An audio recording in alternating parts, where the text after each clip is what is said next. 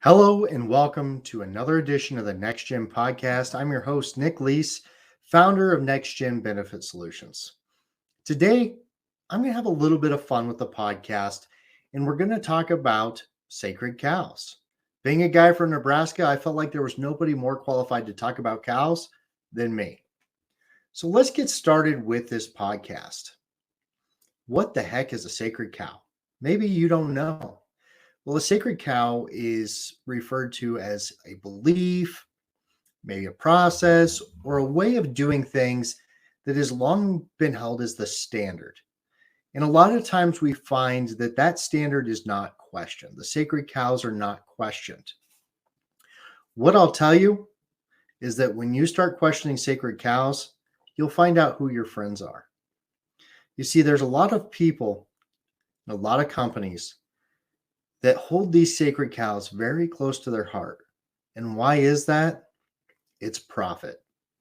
When you dig down beneath the layers, what you will find is that there's sometimes people that are attached to these sacred cows, and these sacred cows are the way that they protect their way of life, whether it's protecting their profits, protecting their business.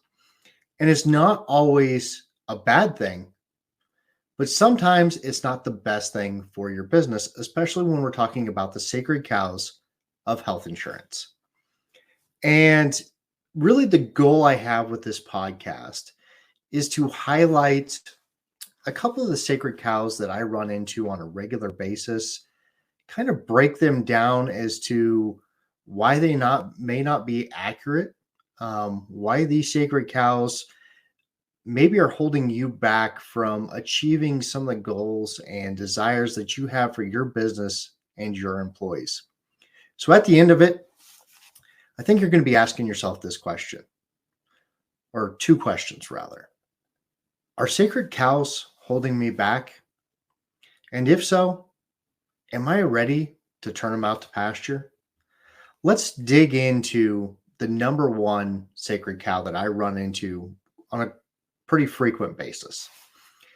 And this sacred cow is, we aren't interested in anything but a big insurance carrier. Okay. You want a big insurance carrier on the front of your ID card. I get it. And the big insurance carriers are going to tell you, we've got brand recognition. We've got a long storied history in business. We've got streamlined administration. We've got market clout. But at the end of the day, a lot of these things that they're telling you are to protect their sacred cow. It's to make sure that you don't go exploring to see if there's other options out there that might be viable, well-suited solutions for you and your business. And if they can't stop you from even looking, they at least want to scare you on what you might find.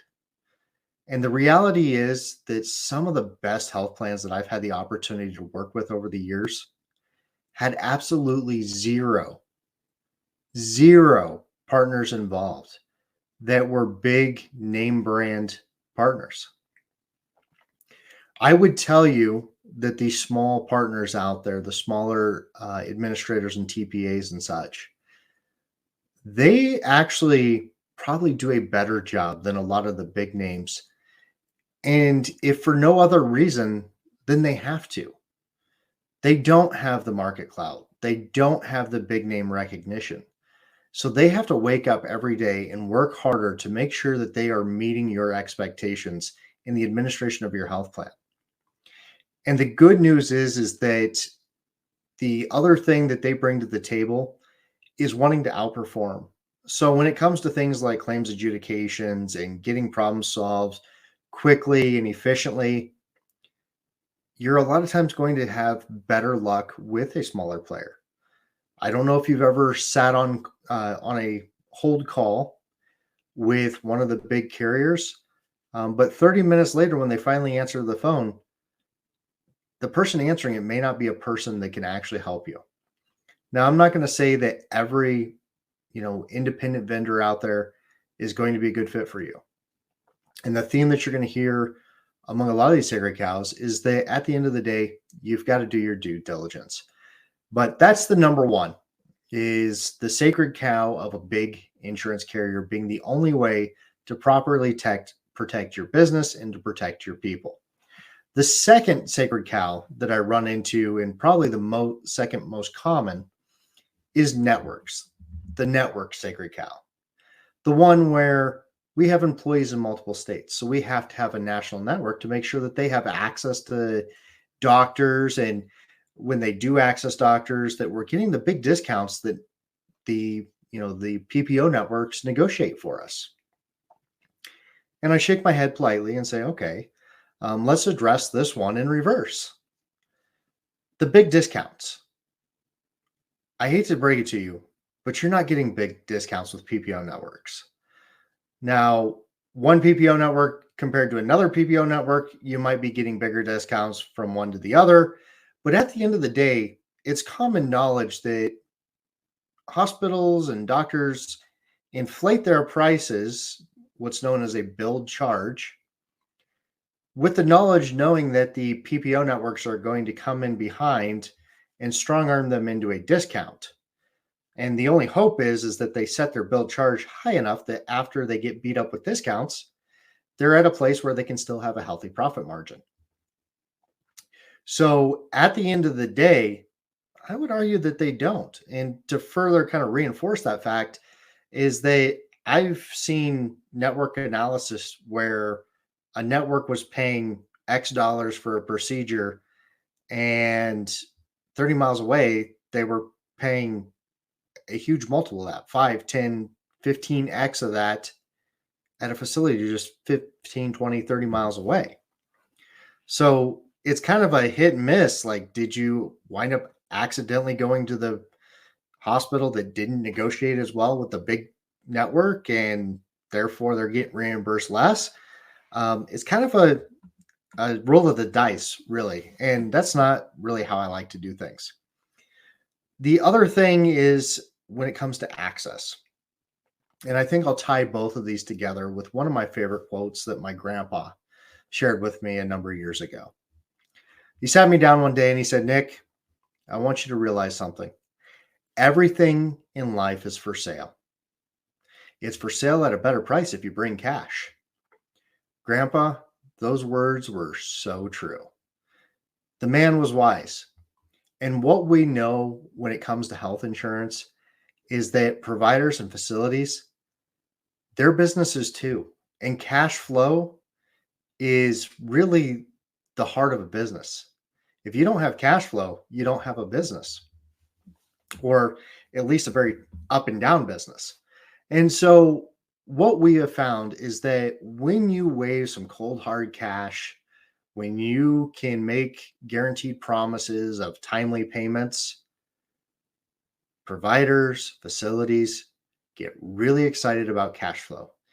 What you'll find is that they'll open their doors much faster than than they will for the PPO network people.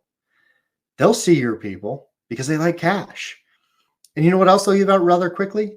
Discounts. Because cash today is better than a little higher reimbursement 90 or 120 or 180 days from now. They understand cash flow. And if they don't, I question whether they're the place you want to be anyways. But at the end of the day, cash is king. And so between leveraging what we call a direct contract with providers, building in timely payment guarantees, and making it a good deal for them, and at times just leveraging cold hard cash, we will pay you day of. It is amazing how much access we can get and what kind of true discounts we can get from just leveraging the power of cash on our side. So again, networks may be the solution that's the best fit for your business. Until I sit down with you and we evaluate the exact needs of your business, I can't tell you what you need today. But what I can tell you is there's a lot of businesses out there that are operating almost strictly on direct contracts and cash payments, and it is working extremely well for them. It's working extremely well for their employees. Now, we roll into the third and final sacred cow that I see on a regular basis. And I'm here to tell you this cow is kind of one of the main guys in the ring right now, and he is mean. And this sacred cow is what I like to call PBM. And PBM is one of those ones that I hear from clients that, we need to use one of the big three PBMs. Okay, why do we need to use the big three PBMs? Well, one is we have to make sure that we can get our employees the medications that they need in a timely manner without disruptions. Okay, I agree with that. And we need to, get fair prices for our employees. And that's something, the big PBMs have so much negotiating power because they're so big. Their wholesale price is lower than some of the other PBMs. Again, I don't disagree with that, other than there's no way, shape, or form that you can spell fair with the letters P, B, or M. And here's what I'm going to tell you. The big three PBMs are not on your side. If I had to guess, there is more money hidden in PBM contracts than anywhere else in the entire health insurance system. PBMs are notorious for stacking the odds in their favor.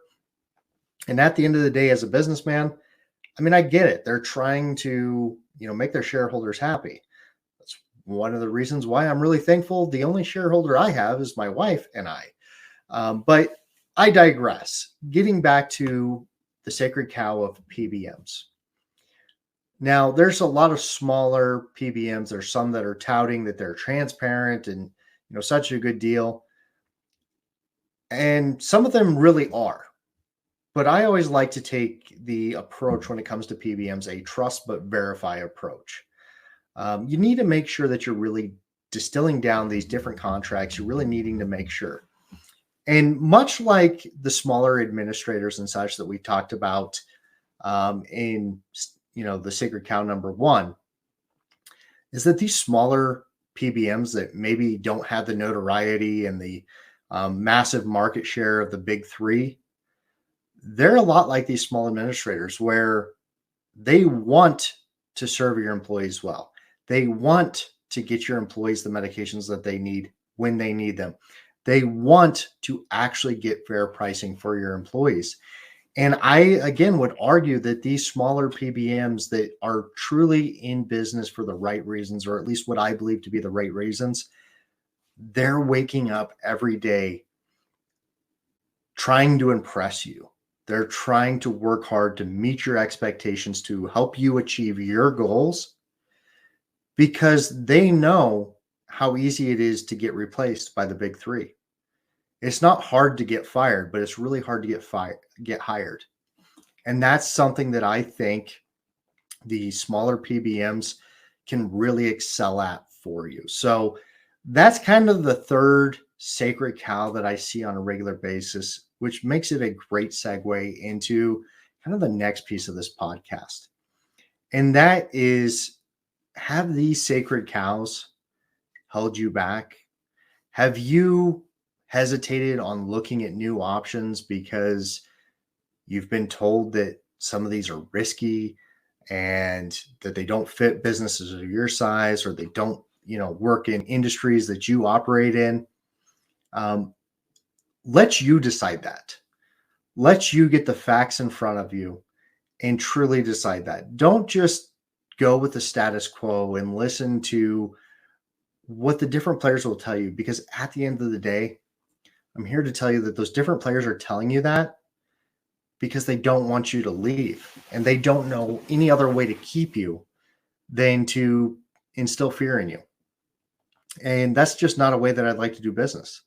Now, the good news is that we're living at a point in time where, honestly, the amount of resources available to you as a business owner to really start to understand better how health insurance works, how the financing of healthcare works, how accessing healthcare works, the resources could never be better, and they're only going to get better.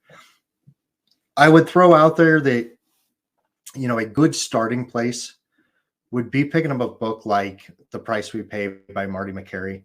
That'll kind of open your eyes up to a lot of different facets of the healthcare system. If you're looking more business and health plan specific, check out the book that started this business. The book that started Next Gen Benefit Solutions is The CEO's Guide to Restoring the American Dream by Dave Chase. Dave does a great job in the first half of the book, really distilling down what the problems are, the sacred cows that we're talking about today.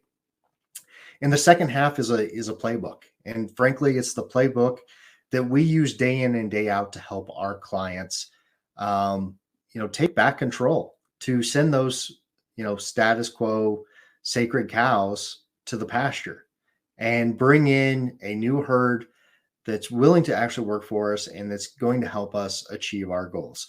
Now, kind of the third thing is, finding the right advisor. And I struggle because I don't want this to make an endorsement of myself. Obviously, if you're inclined, we'd love to have this conversation with you. We'd love to address what you're doing today, really identify where sacred cows have held you back, and help you build a game plan to build better benefits without the sacred cows.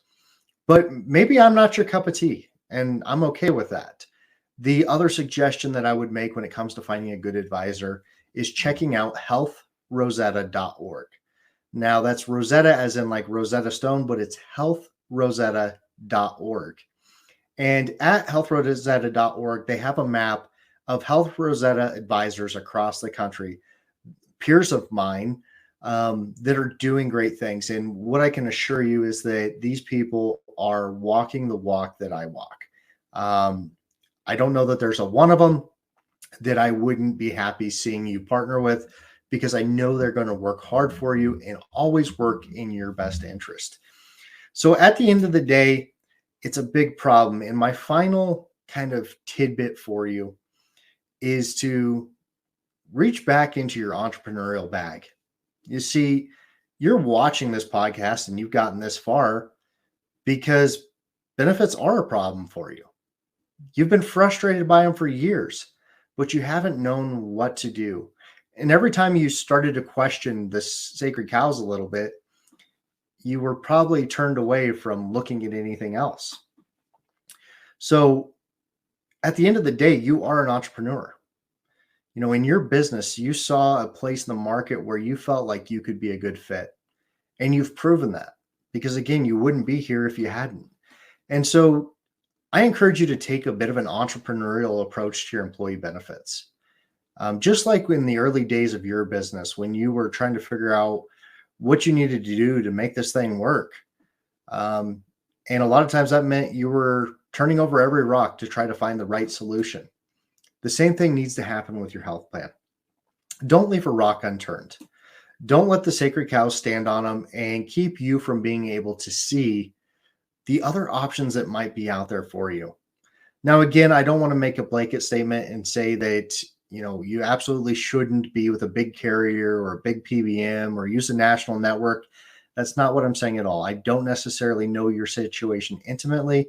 And until I do, I don't want to just tell you this is the way that it is. But what I can tell you is there's a lot of businesses out there who have finally really, picked their heads up and looked around and identified these sacred cows that were keeping them from the success that they wanted to see with their employee benefits program.